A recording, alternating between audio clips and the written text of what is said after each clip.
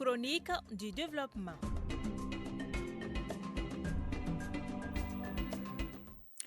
La chronique du développement du jour s'intéresse à la programmation de la campagne agricole 2022. Son plan a été adopté par le Conseil supérieur de l'agriculture lors de sa dernière réunion tenue ici à Bamako. Ainsi, le coût global de cette campagne s'élève à 456 milliards de francs CFA et les objectifs de production sont de plus de 10 millions de tonnes pour les céréales et 780 000 tonnes pour le coton-graine. Cette planification tient compte du contexte actuel marqué par l'insécurité, l'embargo et la guerre en Ukraine. La chronique du développement, une réalisation de Soumaïla Berté et Marc Dambélé. Le compte à rebours de la campagne agricole 2022-2023 a visiblement commencé au Mali.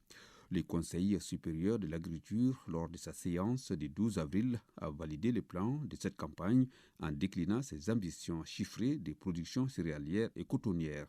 Oumar Tamboura est le directeur national de l'agriculture. Sur la base des enseignements que nous avons tirés pour la campagne 2021, sur la base aussi de la moyenne des statistiques que nous avons à notre disposition sur un certain nombre d'années, nous avons planifié les objectifs de production pour les céréales à 10 500 000 tonnes. Et pour le coton graine, en rapport avec la CMDT, les objectifs de production sont fixés à 780 000 tonnes de coton graine. Donc cette production céréalière qui est planifiée ainsi, si on arrive vraiment à avoir une bonne pluviométrie et faire en sorte que les mesures d'accompagnement nécessaires pour que les producteurs puissent avoir des semences de bonne qualité, des engrais de bonne qualité et l'application des bonnes pratiques agricoles, nous allons enregistrer une augmentation de 13% par rapport aux résultats de la campagne 2021 pour ce qui concerne les céréales. Les objectifs fixés, il reste à se donner les ressources pour les atteindre. À ce niveau, le gouvernement et ses partenaires s'activent afin d'y faire face. Ainsi, des moyens conséquents humains, matériels et financiers seront mobilisés à cet effet.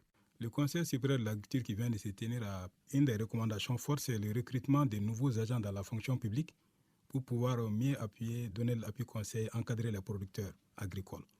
Donc il est prévu de recruter 300 agents dans la fonction publique, toutes catégories confondues. Il est prévu aussi, sur le plan financier, d'élaborer une loi de programmation des investissements dans le secteur agricole. Donc l'objectif de cette loi, c'est d'accroître les investissements dans le secteur agricole. Aujourd'hui, la loi d'orientation a prévu cette disposition depuis en 2006. C'est une disposition vraiment salutaire pour le gouvernement de la transition d'élaborer cette loi de programmation des investissements, déjà qui sera bâtie sur le plan national d'investissement dans le secteur agricole qui est déjà bâti et qui est déjà disponible. Et il y aura aussi beaucoup d'activités qui sont prévues, notamment pour renforcer la transformation et la valorisation des produits agricoles à travers la création des agropoles. Il est prévu aussi de former les producteurs sur une nouvelle approche que nous avons appelée l'agriculture orientée vers le marché. En termes de matériel aussi, le gouvernement est dans une logique aussi de subventionner les équipements et matériels agricoles pour les producteurs. En termes de moyens financiers, le coût global de la campagne se chiffre à 456 milliards de francs CFA. Ce budget est réparti entre l'État, les exploitants agricoles et les partenaires techniques et financiers. À propos de la problématique de l'approvisionnement des producteurs en intrants agricoles, le directeur national de l'agriculture assure que tout sera mis en œuvre pour mettre à leur disposition les engrais à temps. Mais force est de reconnaître que l'embargo et la guerre en Ukraine vont beaucoup peser sur ce secteur.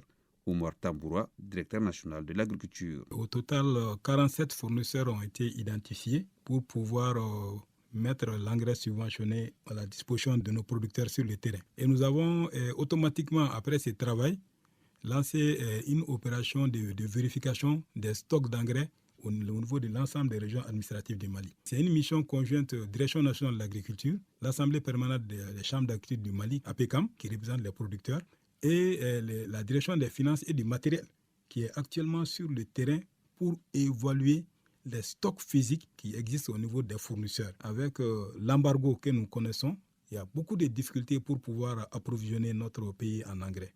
On a fait beaucoup de rencontres avec les fournisseurs. Ceux-ci nous ont posé le problème de blocage, souvent de leur engrais au niveau de certains ports de la sous-région.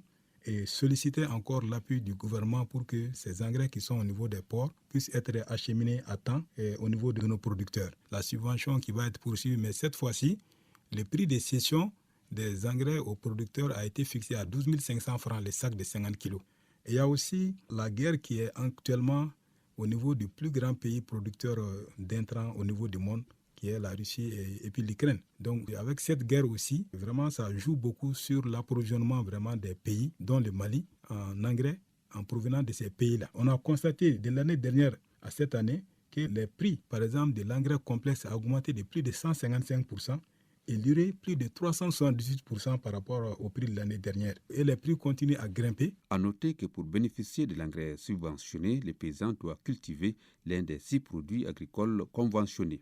Il s'agit du riz, du maïs, du mil, du sorgho, du blé et du coton.